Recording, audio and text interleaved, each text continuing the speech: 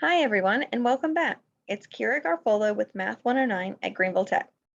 Today, we're going to be talking about section 3.1 in our text, which discusses quadratic functions and parabolas. So before we dive into quadratics, we need to review complex and imaginary numbers. So remember that we can't take the square root of a negative number, at least not on the real numbers. Okay, so if we have a real number, and that's all we want to work in, if we try to take the square root of it, we can't get that. However, there's something called imaginary numbers that do allow us to work with the square root of negative numbers. Hopefully you've seen this before in another course, so we're just going to kind of fly through a quick review. We use an imaginary unit named I to represent the square root of -1. This is going to let us simplify all of those square roots and work with those negative numbers and be able to move forward with quadratics the way that we'll need to see them. So looking at I as the square root of -1, we can see that I squared would be -1, because remember, if we have the square root of a number and we square it, we just get that number again. I cubed is going to give us -I, because we're going to have -1 times the square root of -1, which is just -I. And I to the fourth is going to give us a +1. I tend to think about this as I squared times I squared. There are a lot of different ways that you can make sense of this to equal 1. Now, a lot of times we don't just have a real number or just have an imaginary number. We have what is called a complex number. And a complex number takes the form a plus bi, where a and b are real numbers, and a on its own here is the real part, and b times I is the imaginary part, because you're going to have a real coefficient, but then you have that imaginary piece right there. So you're going to want to take a few moments. I would encourage you to pause the video, work through it a little bit on your own to make sure that you can check your knowledge here on how these will work, because these are going to come up later, especially in the homework for this section and the next section. So the first one is going to be in parentheses 2 minus I plus parentheses -2 plus 5i.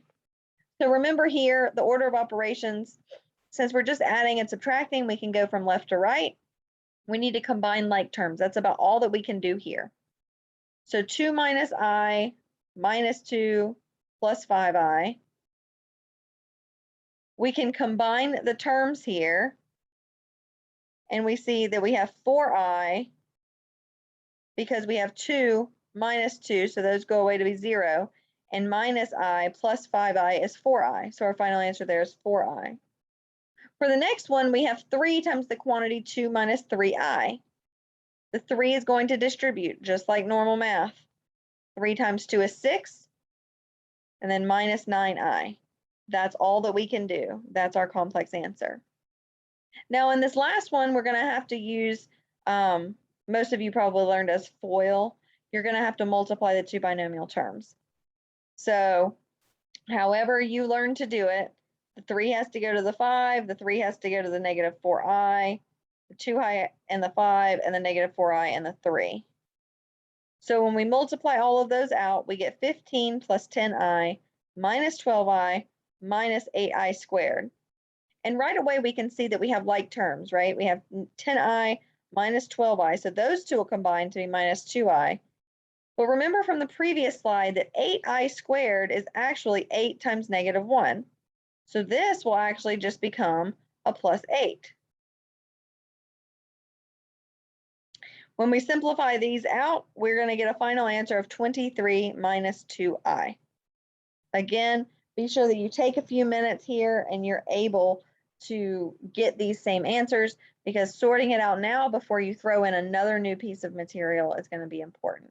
If you need more practice in the, what's it called? The algebra toolbox, I believe, at the beginning of the chapter is helpful, and it has a good many examples for imaginary and complex numbers. Now, there's one other thing that we should do with complex numbers, and that's talking about complex conjugates. So we don't ever want to leave I on the bottom of a fraction. It's an improper fraction. If you remember, you don't want to leave a square root of anything on the bottom of a fraction in true mathematical correct forms. You certainly don't want to do it with an imaginary number.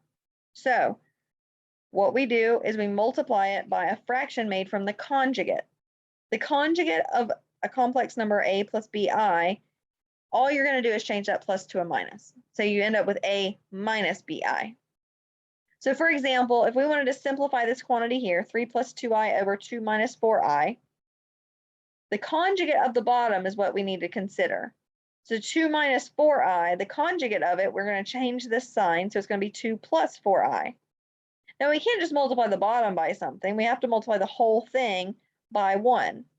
So if we multiply it by 2 plus 4i over 2 plus 4i, we're effectively just multiplying it by 1, and that will get rid of the I in the bottom. It'll bring it to the top, and it'll give us a more proper answer. So take a few moments, pause the video, and go ahead and work that out and see what you can get. Okay, and if we look at our solution here, my handwriting is even worse on the screen.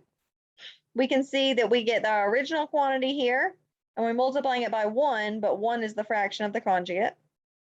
And when we FOIL those out, we're going to get these quantities, and all we're doing is simplifying. So you're combining like terms. On the bottom, minus 8i and plus 8i are going to cancel out, and that I squared is going to become a negative 1. So you're going to end up with 4 minus negative 16, which is 4 plus 16. So the bottom becomes 20, and there's no I in sight, which is exactly what we wanted. Again, make sure that you can work this and get the same answer. Now, if we want to simplify imaginary radicals, so if we have a negative under the square root, we can pull that I out so that we get rid of the radical. That is the best way. It's kind of, I put on here the complex number etiquette. It's the good mathematical practice and what your homework will be looking for and what I'll be looking for on a test. So it's just like simplifying a regular square root, but you're going to factor out the negative 1 square root part.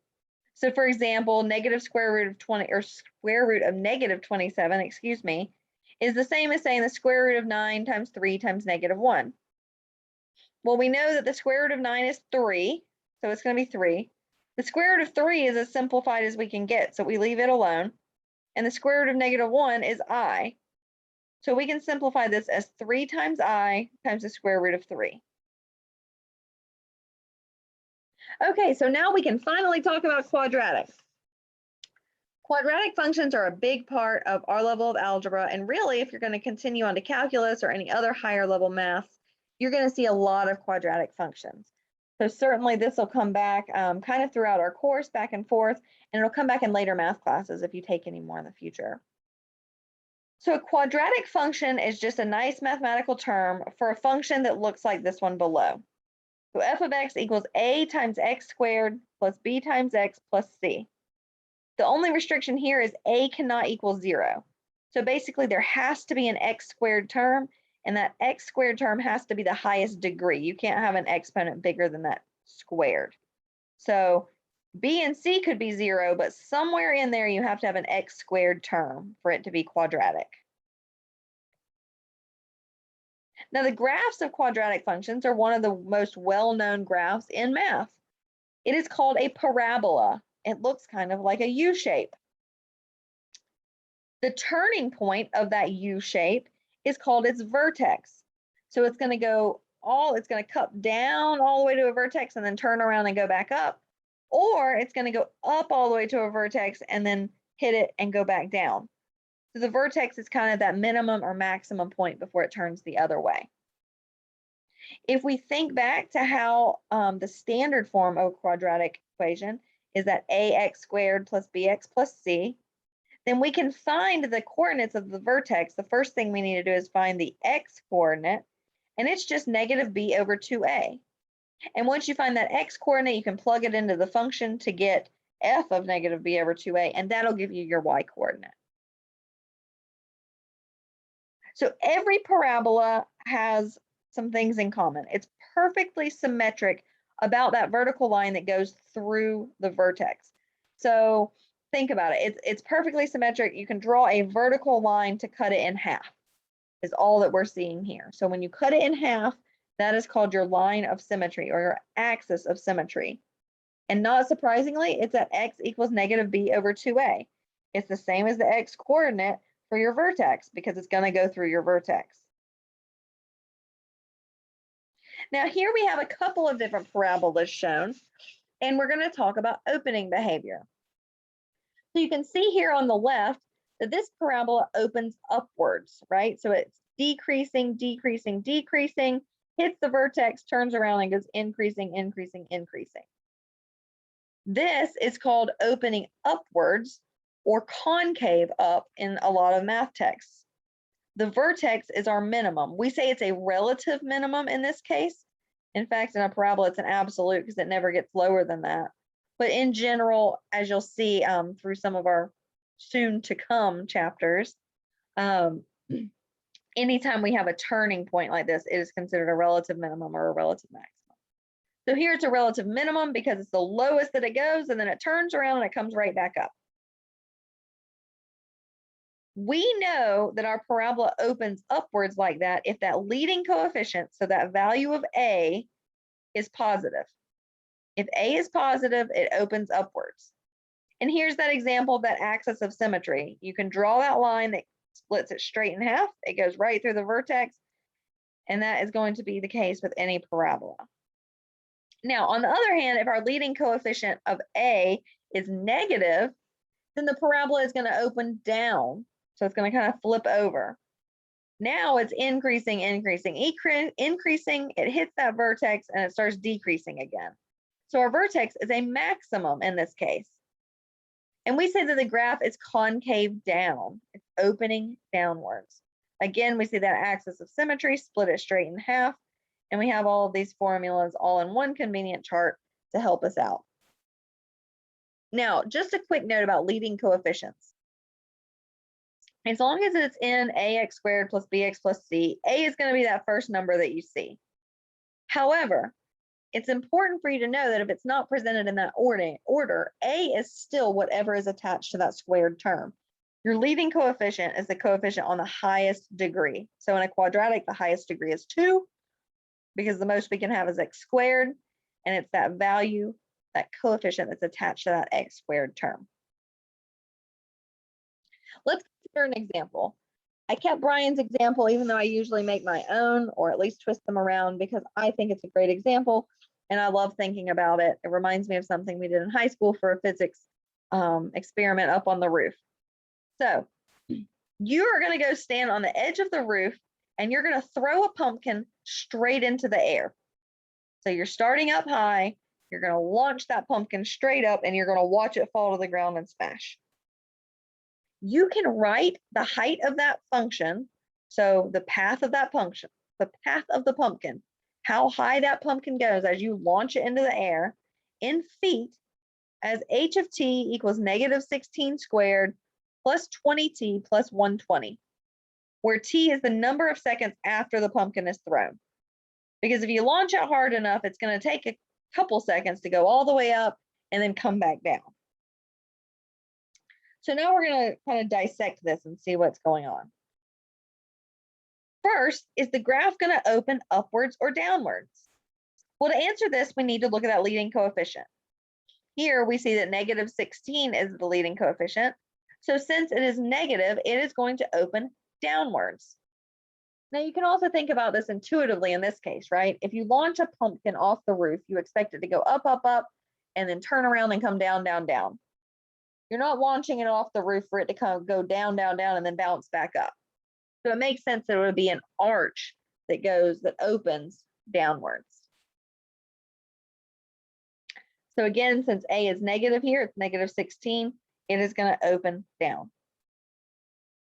Now, we want to also find the vertex of the parabola, and we want to talk about what it might mean in the context of the problem. So, to get our vertex, remember that our x value is negative b over 2a. Negative 16 here is a, 20 is b, and 120 is c. So our x is negative b over 2a, so it's going to be negative 20 over 2 times negative 16. The negatives will cancel and we'll end up with 0.625. That is our value of x. Now we plug that value of x into the function to get our value of y. You can do this on the calculator, I certainly would. And when you plug it in very carefully, you're going to get a y value of 126.25. Again, don't be shy to pause the video. Make sure that you can replicate this because you will see these again. So that means that we now have our coordinates for our vertex. We have our x and we have our y. If we want to talk about what it might mean in the context of the problem, the vertex is where it turns around and goes back down. So you can think about it as when you launch that pumpkin into the air, it is going to hit its maximum height at 126.25 feet, and that's going to take place 0.625 seconds after you throw it. So remember that your x here, which is really your t, is the seconds, and the result is going to be your height. Now, when is the pumpkin going to hit the ground? Here, we need to solve for where it equals 0. You could do this algebraically. 0 equals negative 16t squared plus 20t plus 120. But really, it's a lot easier to solve this one graphically. So I want you to take a moment and use your calculator to make sure that you can see that t equals 3.43 right here is going to be the 0 of this function. So you're going to throw it. You're starting here. You're going to launch it up, and then it's going to fall way down here and hit the ground right around here. I know that there are two x-intercepts here, but the negative doesn't make any sense in this context, right? Because you throw it, and you're watching what happens after you throw it. You're not throwing it in reverse into time. You're not going back into time, okay? So that's kind of an extraneous answer. This one right here is the only one that matters. Let's take a look and see it with our calculator. If we go to y equals, we're going to say negative 16x squared plus 20x plus 120. And we'll hit enter. And we're going to go to the graph.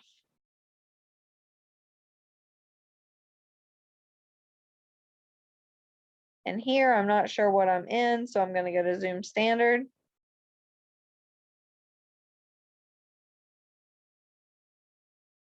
And we are going to look at this. I feel like I might have a typo somewhere. Yes, and I do. See, it happens to all of us. I missed the 20. I'm going to press second insert and do a plus here. Now when I go back to the graph, it should look like a parabola. Look at that.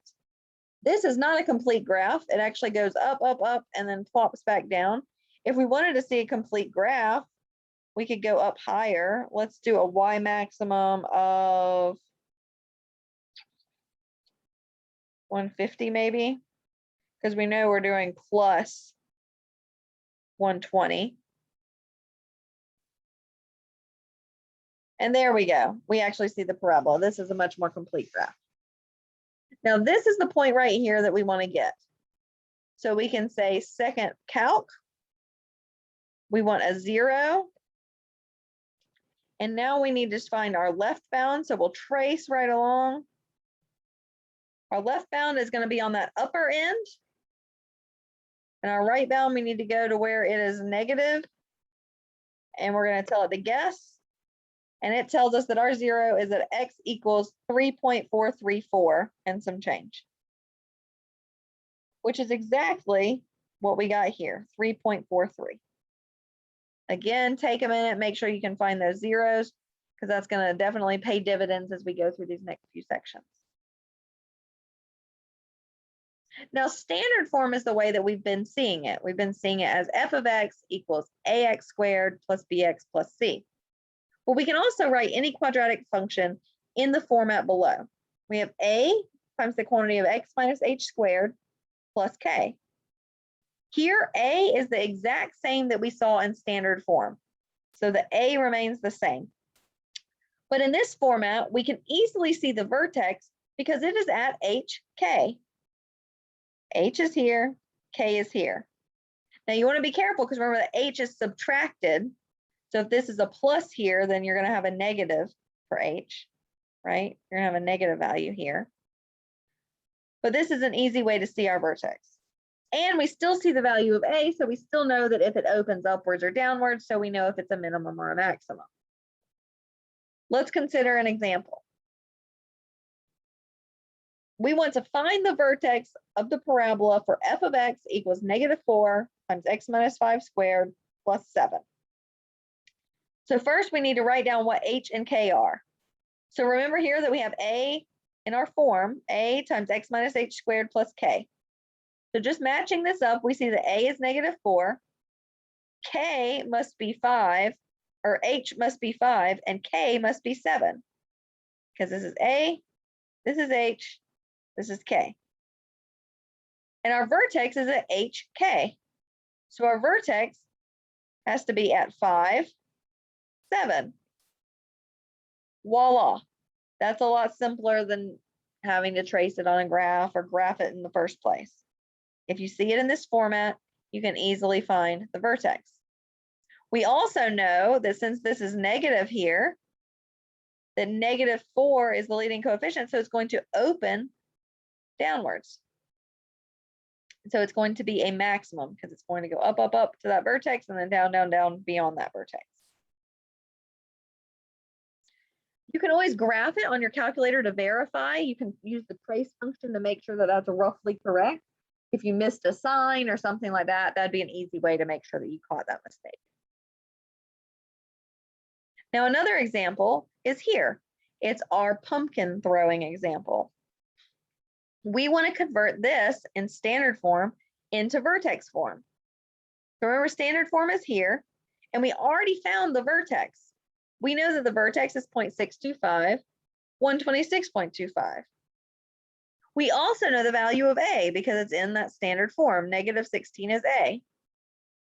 So from the vertex, we know that H has to be 0.625, K has to be 126.25, and we know that A is -16. So if we put all of that together into vertex form, we get H of T equals -16, that's our A, times T minus 0.625 squared plus 126.25. So we're just plugging H into here, K into here, and of course A out front. Make sure that you can work through this one also. Now, one more final example. We want to convert this to vertex form. I think that the best way to do this is to list your A, B, and C from your standard form, then find the vertex using the -b/2a approach, and then just plug that straight into vertex form. So following those steps, pause the video, take a few minutes, and see if you can work it out. And then go on to the next slide where we're going to talk about the solution. Okay, so we start with y equals 4x squared minus 16x. We know that A is 4, B is -16, and C has to be 0.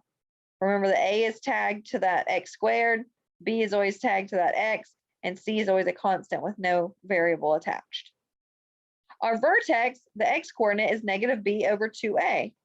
So -b/2a is just -16 over 2 times 4, which is going to give us 2. So that's our x coordinate.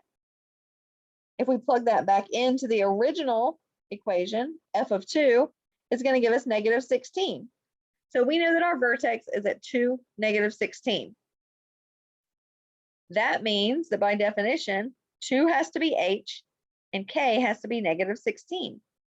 So working backwards to put it into vertex form, remember that f of x is equal to a times x minus h squared plus k. So we know that a is 4 from before. X minus h would be x minus 2 squared, and then minus that 16 for k. If you didn't get it right the first time, no worries. I wouldn't expect you to. But again, pause, rework it, get some practice, and make sure that you can get these answers. So wrapping up this section, remember that you're going to need to review and practice complex numbers before you start working on your homework. You're going to see imaginary numbers and you're going to see complex numbers in your homework and probably on your test. Remember that if you're trying to spot a quadratic function, look for that squared term. If you have an x squared and there's no higher degree, so no x to the third, no x to the fourth, and so on, then you have most likely a quadratic function. The leading coefficient, a, can tell us a lot about the equation. It can tell us about the graph. It can tell us if it's opening upwards, if it's opening downwards. It can help us with vertex form, all of that stuff. Vertex form is really nice because it easily tells us that vertex.